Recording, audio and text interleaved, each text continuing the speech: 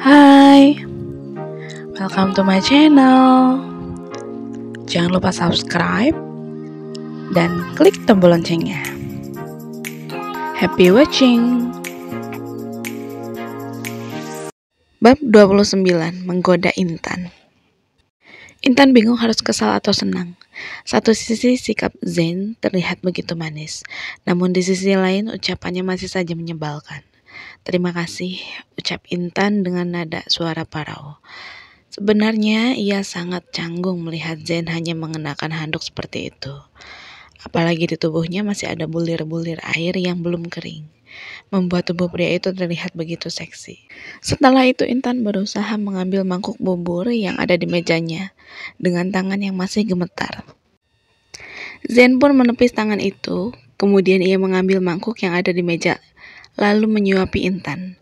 Udah gak usah sok kuat, ucap Zain sambil menyodorkan 1 sendok bubur ke mulut Intan.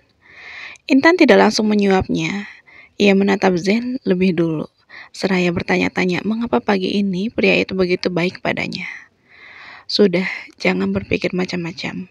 Saya hanya bertanggung jawab karena kamu seperti ini akibat ulah saya, ucap Zain. Ia tahu apa yang ada di pikiran Intan. Akhirnya Intan yang sudah merasa lapar pun menyuap bubur itu dan mengunyahnya. Apa tidak sebaiknya Prof mengenakan pakaian lebih dulu? Tanya Intan sambil menatap ke arah jendela. Zain menunduk dan melihat kondisi tubuhnya. Sebelah ujung bibirnya pun terangkat. Kenapa? Kamu tergoda? Tanyanya dengan penuh percaya diri. Intan menggelengkan kepala dengan cepat. Bukan begitu Prof. Saya hanya tidak nyaman karena belum terbiasa, ucap Intan. Ia tidak habis pikir mengapa Zain sangat percaya diri seperti itu. Kalau begitu mulai sekarang kamu harus mulai terbiasa, sebab kamu akan melihatnya setiap hari, ucap Zain santai. Ia malah sengaja ingin menggoda Intan karena reaksi Intan gugup seperti itu. Intan menelan saliva. Dia tuh aneh banget sih, batin Intan. Ia tidak habis pikir mengapa Zain bisa bersikap seolah mereka ini suami istri yang menikah karena cinta. Padahal ia ingat betul Zain mengatakan bahwa dirinya tidak mencintai Intan. Sepertinya tidur kamu cukup nyenyak semalam, sampai mendengkur seperti itu, ucap Zain sambil menyendok buburnya kembali. Ia berusaha memecahkan heningan di kamar mereka pagi itu. Dek. Hah? Intan tidak merasa pernah mendengkur. It's okay, saya tidak akan komplain karena mungkin semalam kamu kelelahan, ucap Zain. Ia sengaja ingin meledek Intan. Masa iya aku mendengkur? Perasaan selama ini aku gak pernah ngorok deh, batin Intan. Ia tak ingin mempercayai Zain, namun ia tetap tidak enak hati takut ucapan Zain itu benar. Zain mengelum senyuman. Ia merasa lucu karena Intan percaya akan ucapannya. Apalagi saat ini wajah Intan terlihat begitu serius, padahal dirinya hanya bercanda. Tapi ternyata kamu pintar juga ya goyangnya, ucap Zain lagi. Sontak saja Intan tersedak. Wajahnya langsung merah padam karena malu. Dalam kondisi sadar, ia tidak mungkin melakukan hal itu. Akan tetapi semalam ia sangat terhanyut oleh permainan Zain, sehingga ia begitu asik bergoyang di atas tubuh suaminya seolah tak memiliki rasa malu. Pelan-pelan makannya, ucap Zain sambil memberikan gelas berisi air mineral. Lagi-lagi ia tersenyum melihat sikap Intan yang seperti itu. Padahal ia tahu Intan tersedak karena pertanyaannya. Tolong jangan bahas hal itu, Prof, pinta Intan sopan. Ia tidak sanggup mendengar pembahasan mengenai apa yang mereka lakukan semalam. Mengingatnya saja malu. Kenapa? Bukankah semalam kamu sangat menikmatinya? Apa salahnya dibahas? Tanya Zain santai. Kemudian ia menyuapkan buburnya lagi ke mulut Intan. Intan yang sudah kesal itu menolak suapan Zain. Ia merasa Zain sengaja ingin mempermalukannya. Lebih baik makan ini daripada nanti kamu sakit. Saya juga yang repot, ucap Zain. Mendengar ucapan sarkas suaminya itu, akhirnya Intan pun menyuap buburnya lagi. Ia tidak ingin nanti Zain akan menyeramahinya jika sampai dirinya jatuh sakit. Saya hanya ingin mengatakan bahwa apa yang saya ucapkan terbukti, ucap Zain. Intan menoleh ke arah Zain, seolah menanti kelanjutan ucapan suaminya itu. Untuk melakukan hal itu tidak butuh cinta. Buktinya semalam kamu bisa melakukannya. Bahkan terlihat sangat menikmati sekali, ucap Zain lagi. Ia sangat senang membahas permainan mereka semalam. Intan menelan salivanya. Ini orang beneran psikopat kayaknya, batin Intan. Mulai sekarang kamu harus siap kapanpun saya mau, ucap Zain sambil menatap Intan. Ternyata ucapannya tadi hanyalah modus untuk membuka omongannya yang satu itu. Kenapa sih Anda sangat jahat pada saya? Tanya Intan. Ia sudah sangat kesal pada suaminya itu, sehingga memberanikan diri untuk protes. Zain mengerutkan keningnya. Jahat? Tanyanya. Intan menganggukkan kepala. Iya, saya tahu Anda menikahi saya hanya untuk dijadikan sebagai pelengkap hidup Anda. Tapi apa harus seperti ini? Tanya Intan lagi. Ia kesal dan merasa dipermainkan oleh Zain. Maksudnya? Zain masih tidak paham, ia tidak merasa mempermainkan Intan. Saya lebih merasa seperti boneka yang bisa dimainkan kapan saja dan diabaikan ketika Anda tidak butuh. Ucap Intan sambil memalingkan wajah. Zain menyunggingkan sebelah ujung bibirnya. Memangnya kamu mau seperti apa? Kalau saya jahat, sudah pasti saya akan mencari kepuasan sendiri. Tapi buktinya semalam, bahkan kamu yang mencapai puncak lebih banyak daripada saya. Justru harusnya saya yang menagih hutang kamu agar imbang, ucap Zain tanpa dosa. Intan ternganga. Maaf, ini sangat tidak lucu, ucap Intan ketus. Memangnya siapa yang sedang melucu? Saya hanya mengatakan fakta. Apa kamu lupa bagaimana semalam kamu menikmatinya? Tanya Zain lagi. Ia senang mengulang kalimat itu. Sebenarnya Zain ingin menunjukkan pada Intan bahwa dirinya mampu memberikan kepuasan bagi Intan. Prof, tolong jangan dibahas. Keluh Intan lagi. Matanya berkaca-kaca. Melihat Intan berkaca-kaca, akhirnya Zain pun diam. Ia sudah habiskan dulu buburnya, ucap Zain. Ia tidak ingin melihat Intan menangis. Zain pun menyuapi Intan sampai buburnya sisa setengah. Udah kenyang, ucap Intan. Kemudian ia minum, lalu langsung turun dari tempat tidur dan masuk ke kamar mandi. Sudah bergulat semalaman, masih saja canggung seperti itu, gumam Zain sambil geleng-geleng kepala. Ia tidak sadar bahwa sikapnya yang membuat Intan canggung terhadapnya. Ia pikir setelah pergulatan semalam, hubungan mereka bisa lebih mencair layaknya suami istri. Sayangnya ia tidak tahu bagaimana cara menjadi suami yang baik. Selama ini ia terlalu sibuk bekerja sehingga tidak pernah mencari referensi tentang hal itu. Sekalinya mencari referensi pun hanya tentang malam pertama. Ia tahu harus melakukan dengan lembut agar istri bisa menikmatinya. Sehingga hal itulah yang ia lakukan semalam. Zain pun menaruh mangkuk di meja, kemudian ia berjalan ke lemari untuk mengambil pakaiannya. Namun, ketika hendak mengambil pakaian, Zain mendengar Intan sedang menangis di kamar mandi. Zain mengerutkan keningnya. Loh, dia kenapa nangis? Tanyanya tanpa dosa. Zain tidak sadar bahwa Intan menangis karena sikapnya yang tidak jelas. Ia hanya bertanya-tanya sambil mengambil pakaian di lemari. Namun Zain tidak tega mendengar Intan menangis seperti itu. Kenapa dia lama sekali di dalam kamar mandi?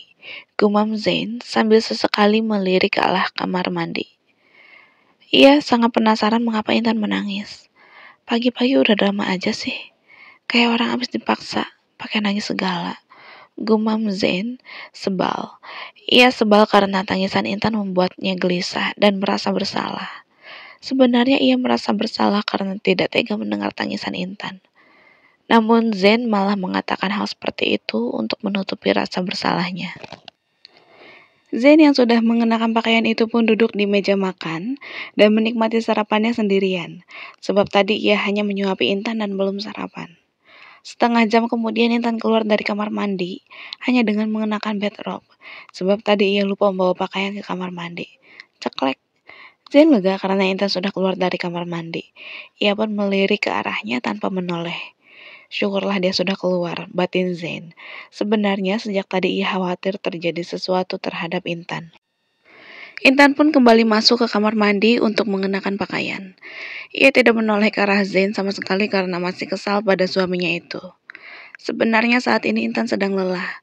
Rasanya ia hanya ingin berbaring di tempat tidur.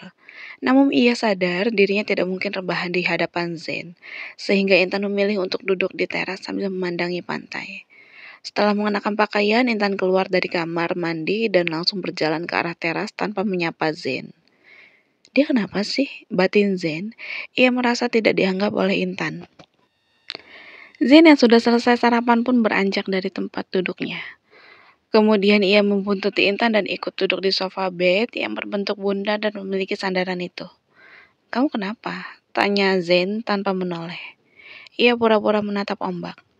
"Bukan urusan Prof," sahut Intan. Ia terlihat kesal. "Bagaimana mungkin bukan urusan saya? Saya kan suami kamu. Jadi saya berhak tahu apa yang terjadi pada diri kamu," ucap Zain sedikit kesal. Intan menoleh ke arah Zain. "Suami macam apa?" "Suami yang suka mengeksploitasi istrinya," skak Intan. Zain tercekat. "Kamu ini kenapa sih? Bersikap seolah-olah menjadi korban. Padahal semalam kamu juga kan keenakan. Apa perlu saya buktikan bahwa kamu suka apa yang saya lakukan?" tanya Zain sambil menatap Intan tajam. Ia kesal karena Intan mencibirnya seperti itu. Intan memilih diam. Ia sedang tidak ada tenaga untuk berdebat. "Saya lelah, mau istirahat," ucap Intan. Kemudian ia menyandarkan punggungnya dan menggunakan kaca mata, lalu memejamkan matanya. Zain mengepalkan tangannya. Ia paling tidak suka jika Intan sudah kurang ajar seperti itu. Ia hanya ingin Intan patuh padanya. "Sial, kenapa dia makin berani padaku?" batin Zain. Ditinggal tidur seperti itu, Zain pun mati gaya. Momen bulan madu yang seharusnya romantis pun hanya ada keheningan. Akhirnya Zain memilih tidur di samping Intan, sebab sebenarnya ia pun masih lemas sisa semalam. Waktu berlalu, hari semakin terik dan kondisi di teras cukup panas. Zain terbangun karena kegerahan. "Panas sekali," gumamnya. Kemudian ia memilih turun dan hendak pindah ke dalam. Namun ketika Zain ingin melangkahkan kakinya masuk ke dalam kamar, ia menoleh ke arah Intan. Zain pun tidak tega meninggalkan Intan sendirian dalam kondisi kepanasan. Akhirnya ia memutuskan untuk menggendong Intan dan memindahkannya ke tempat tidur. "Merepotkan saja," gumam Zain sambil mengangkat Intan. Namun ketika Intan sudah berada di gendongannya, bibir istrinya itu terlihat begitu seksi. Zain menelan Salipa. "Kenapa dia seksi sekali? Apa dia sengaja ingin menggodaku?" batin Zain. Seketika ia merasa kehausan. Zain pun merebahkan Intan di atas tempat tidur dengan sangat hati-hati. Saat ia hendak beranjak dan menarik tangannya yang ada di bawah tubuh Intan, tiba-tiba Intan berbalik ke arahnya dan memeluk Zain tanpa sadar. "Astaga, kenapa dia malah begini sih?" batin Zain. Meski mengeluh, tetapi Zain malah ikut merebahkan tubuhnya di samping Intan. Jantung Zain berdebar kala berada di posisi seperti itu, sebab kejadian semalam membuatnya selalu menginginkan Intan. "Sepertinya kamu memang sengaja ingin menggodaku," gumam Zain dalam hati. Napas Zain mulai tersenggal, apalagi ketika Intan menelusupkan wajahnya ke leher Zain. Sontak saja celana Zain pun terasa semakin menyempit. "Kamu benar-benar," gumam Zain kesal. Akhirnya ia yang tak tahan itu langsung melancarkan aksinya kembali. Saat Zain sedang berusaha melepaskan pakaian Intan, tiba-tiba istrinya itu terbangun. Ia sangat terkejut melihat Zain sudah berada di atas tubuhnya. "Prof, mau apa?" tanya Intan panik. "Kamu sudah menggoda saya, jadi sekarang kamu harus bertanggung jawab," ucap Zain. Kemudian ia menarik pakaian Intan hingga terlepas dan langsung menyergapnya. Siang itu pun mereka kembali bergulat dengan keringat yang bercucuran karena kondisi di luar cukup panas. Sebelumnya, Zain sudah menutup jendela serta tirainya, sehingga ia bisa leluasa mengeksplorasi bungalow tersebut. Intan yang baru bangun itu hanya bisa pasrah. Jika sudah seperti itu, Intan seolah terhipnotis sehingga ia mau melakukan apapun yang Zain minta. Siang itu Zain seolah ingin menghabisi semua yang ada. Ia sangat bersemangat. "Ayo mandi," ajak Zain saat sudah selesai. Intan pun terkesiap. Ia malu jika harus mandi bersama dengan Zain. Ia menggelengkan kepalanya. "Prof, duluan saja," ucapnya. Kemudian Intan berjalan ke arah tempat tidur. Waktu zuhur sudah hampir habis. "Jika mandinya gantian nanti keburu asar," ucap Zain sambil menarik tangan Intan dan mengajaknya masuk ke kamar mandi. Terima kasih sudah mengikuti kisah Intan dan Zain. Ditunggu like dan komennya ya. See you. Salam manis dari Just Mami.